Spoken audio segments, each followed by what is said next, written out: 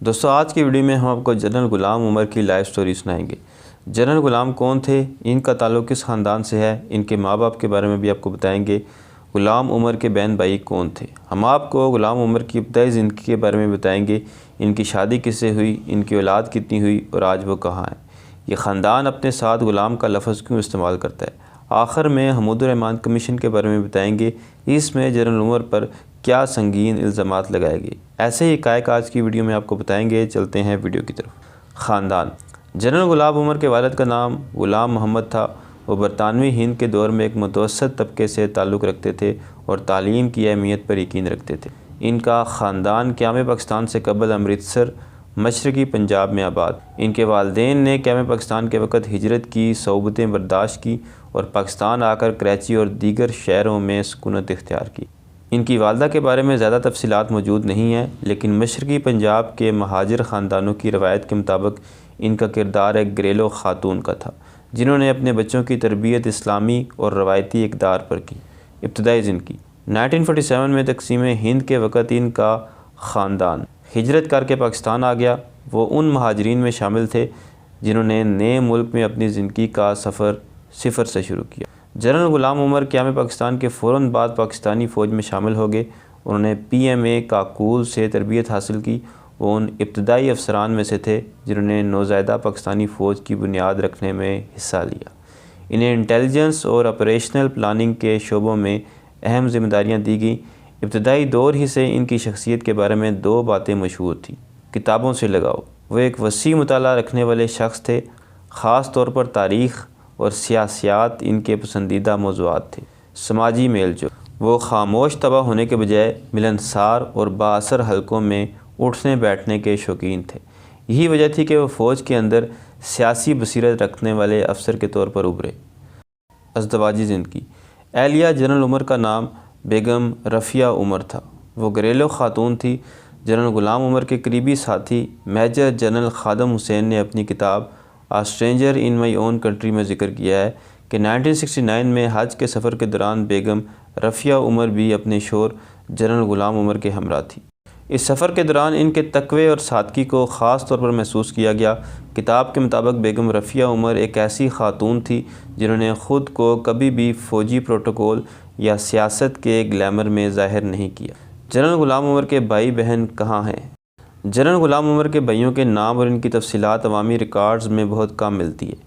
تحقیق کے مطابق جنرل غلام عمر کے 3 بھائی تھے۔ غلام علی یہ جنرل غلام عمر کے بھائیوں میں سے ایک تھے جو کراچی میں مقیم رہے اور نجی شعبے سے وابستہ رہے۔ غلام سرور، ان کے بارے میں کہا جاتا ہے کہ وہ تعلیم اور اکاؤنٹنگ کے شعبے سے وابستہ تھے اور انہوں نے اپنی زندگی گمنامی اور سادگی میں گزاری۔ تیسرے بھائی، ان کا نام واضح طور پر کسی مستند کتاب یا انٹرویو میں نہیں ملا، تاہم اسد عمر نے ایک بار ذکر کیا تھا کہ ان کے چچا تقسیم کے وقت امرتسر سے ہجرت کر کے آئے تھے اور بہت محنتی اور پڑھے لکھے انسان تھے۔ خاندانی ذرائع کے مطابق جنرل غلام عمر کی 2 بہنیں تھیں۔ یہاں ہم آپ کو بتاتے چلیں کہ جنرل غلام عمر کے والد غلام محمد نے اپنے تمام بیٹوں کے نام کے ساتھ غلام کا لفظ لگایا ہے۔ یہ اس وقت کے روایتی گھرانوں کا ایک طریقہ تھا جس سے خاندانی شناخت واضح ہوتی تھی۔ جنرل غلام عمر کی اولاد۔ ان کے 6 بیٹے اور 1 بیٹی تھی، اور دلچسپ بات یہ ہے کہ ان سب نے اپنے اپنے شعبوں میں انتہائی بلند مقام حاصل کیا۔ ان کی اولاد کی تفصیل یہ ہے۔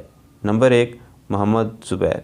یہ جنرل عمر کے بڑے بیٹوں میں سے ایک ہیں۔ انہوں نے دنیا کی مشہور کمپنی IBM میں طویل عرصے کام کیا اور وہاں CFO کے عہدے تک پہنچے۔ بعد ازاں سیاست میں آئے اور مسلم لیگ نون کے دور میں گورنر سندھ اور نجکاری کمیشن کے سربراہ رہے۔ اب انہوں نے نون لیگ چھوڑ دی ہے۔ نمبر 2، اسد عمر۔ یہ جنرل عمر کے سب سے چھوٹے اور مشہور بیٹے ہیں۔ انہوں نے اینگرو کارپوریشن کو پاکستان کی بڑی کمپنی بنانے میں کلیدی کردار ادا کیا اور اس کے CEO رہے۔ تحریک انصاف میں شامل ہوئے اور وفاقی وزیر خزانہ اور وزیر منصوبہ بندی رہے۔ منیر کمال پاکستان کی بینکنگ کی دنیا کا ایک بہت بڑا نام ہے۔ وہ NBP کے چیئرمین رہے۔ اس کے علاوہ وہ KSBL کے صدر اور پاکستان سٹاک ایکسچینج کے چیئرمین کے طور پر بھی خدمات انجام دے چکے ہیں۔ نمبر 4، انہوں نے بھی کارپوریٹ سیکٹر میں نام بنایا اور مختلف ملٹی نیشنل کمپنیوں کے ساتھ وابستہ رہے۔ وہ زیادہ تر میڈیا کی چکا چوند سے دور رہے۔ نمبر 5، طارق عمر اور شاہد عمر۔ ان کے باقی 2 بیٹے بھی اعلیٰ تعلیم یافتہ اور بزنس اور مینجمنٹ کے شعبوں میں کامیاب کیریئر رکھتے ہیں۔ ان میں سے ایک بھائی کے بارے میں کہا جاتا ہے کہ وہ بیرون ملک مقیم رہے۔ نمبر 6، اکلوتی بیٹی۔ جنرل عمر کی ایک بیٹی ہے جن کی شادی ایک معزز خاندان میں ہوئی اور اپنی نجی زندگی کو مکمل طور پر میڈیا سے دور رکھتی ہیں۔ حمود الرحمن کمیشن رپورٹ میں جنرل عمر پر کیا الزامات لگائے گئے؟ حمود الرحمن کمیشن رپورٹ جو کہ 1971 کے المیہ کی وجوہات جاننے کے لیے بنائی گئی تھی، میجر جنرل غلام عمر کو اس سانے کے مرکزی ذمہ داروں میں سے ایک قرار دیتی ہے۔ رپورٹ میں جنرل عمر کو یحییٰ خان کے اس اندرونی ٹولے کا اہم رکن قرار دیا گیا ہے جس نے ملک کے سیاسی مستقبل کے ساتھ کھیلا۔ انہوں نے سیاسی جماعتوں کو ایک دوسرے کے خلاف لڑایا تاکہ کوئی بھی پارٹی واضح اکثریت حاصل نہ کر سکے اور فوج کا اقتدار برقرار رہے۔